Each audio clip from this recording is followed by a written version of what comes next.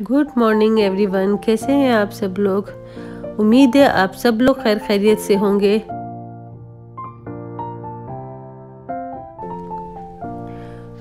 बिल्कुल भी बाहर जाने का दिल नहीं कर रहा है। थोड़ा लो भी फील कर रही हूँ और थोड़ा पेन भी है।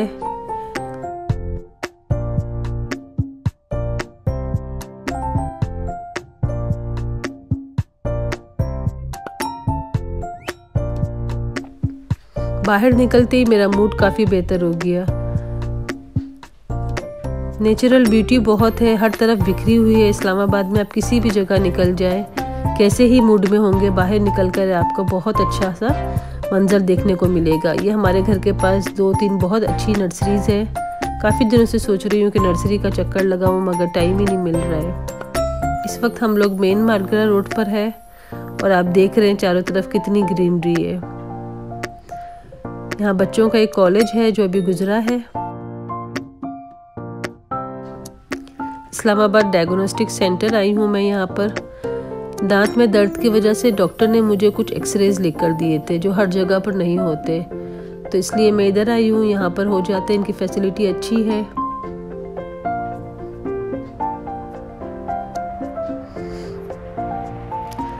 नंबर मुझे मिला है 66 और यहाँ पर देखते हैं कौन सा नंबर चल रहा है 59। तो बस अब जल्दी मेरी बारी भी आ जाएगी।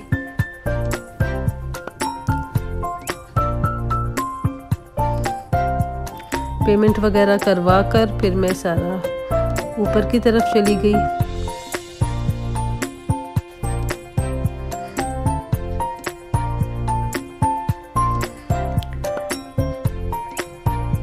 शुक्र है यहाँ पर ऊपर भी ज़्यादा रश नहीं था और एक पेशेंट के बाद ही मेरी बारी आ गई थी, तो मुझे ज़्यादा इंतज़ार नहीं करना पड़ा।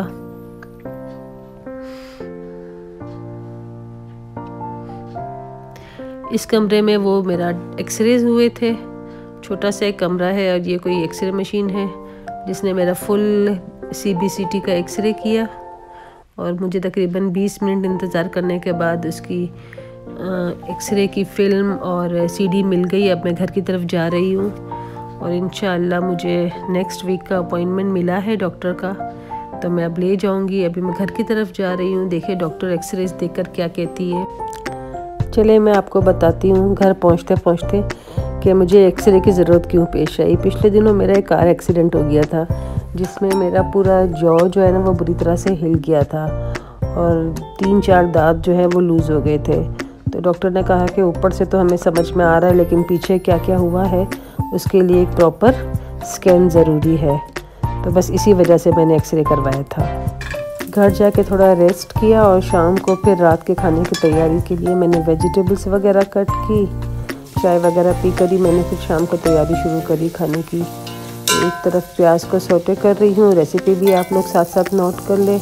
हरी प्याज मैंने ली थी और इसको थोड़ा सौटे किया ऑयल में।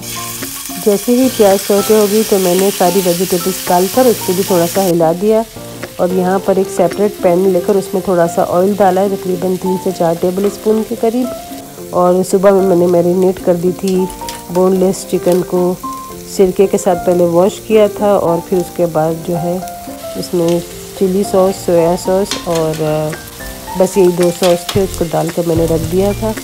तो अब मैं इसको अलग से फ्राई पैन में इसको फ्राई कर रही हूँ। जैसे इसका पानी ड्राई होने लगेगा, आप देखिए कि जब तक चिकन का पानी ड्राई हो रहा था मैंने साथ साथ कितने सारे काम कर लिए छोटे छोटे। अलग से आपको टाइम नहीं मिलता है किचन के अंदर, तो जब तक आपकी वेजिटेबल बन रही होती है या आपका चिकन फ्राई हो रही होती है, साथ साथ हम कई सारे ऐसे काम होते हैं जो हम साथ साथ निपटा सकते हैं। इसी वजह से फिर आपका किचन भी साफ़ रहता है और आप का मतलब पकाने का दिल भी होता है उस किचन में जाने का। और मुझे ये होता है कि मेरा वर्क स्टेशन हमेशा चमकता रहे, तो बस लगी रहती हूँ साथ साथ। और आप देखें कि पानी यहाँ पे ड्राई होने लगा है, तो हम इसमें ये अदरक ऐड कर देंगे। और जब भी कभी आप चाइनीज़ बनाएं तो इसमें लहसुन या अदरक को चिकन से पहले ऐड ना करें, नहीं तो चिकन का पानी जो है वो जब तक हम खुश करेंगे तब तक इसका जायका भी ख़त्म हो जाएगा। तो जब हम चिकन फ्राई कर लेते हैं उसका पानी ड्राई हो जाता है, तो उस वक्त हम ये डाल दें अपना लहसुन है या अदरक है। तो स्पैगेटीज़ में मैं आज अदरक का फ्लेवर दे रही हूँ तो अदरक के फ्लेवर की वजह से क्या होगा कि आप अगर इसमें चाइनीज़ सॉल्ट नहीं भी डालते तब भी आपकी के अंदर बहुत अच्छा जायका आएगा और चिकन की स्मेल बिल्कुल भी नहीं आएगी। यहाँ पर मैंने सोया सॉस ऐड किया है तकरीबन 2 टेबल स्पून के करीब, और ये मेरी चिकन रेडी हो गई है। अब वेजिटेबल्स के अंदर हम जो है वो चिकन ऐड करने से पहले थोड़ा सा शिमला मिर्च को सौटे कर लेंगे।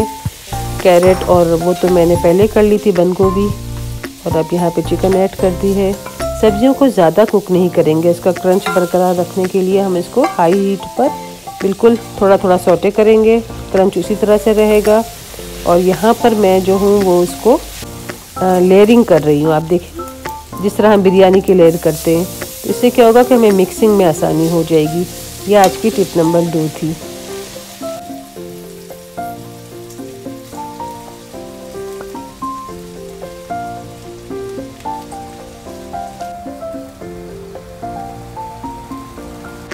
होपफुली आपको आज का व्लॉग और रेसिपी दोनों ही पसंद आए होंगे।